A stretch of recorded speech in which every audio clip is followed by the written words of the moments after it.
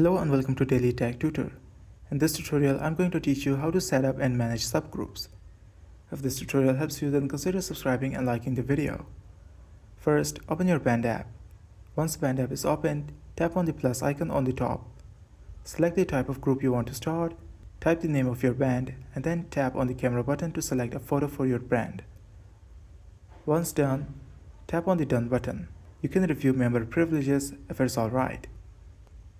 If it's alright, you can tap on Get Started to start the group.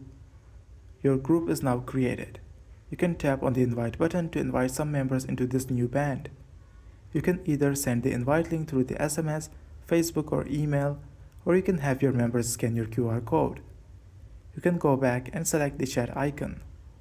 Then tap on the plus icon to start a new chat room. You can enter a chat room name, description, and select a photo. Once it's done, tap on the Done button to publish it. You can also open your chat room and chat in it. That's it.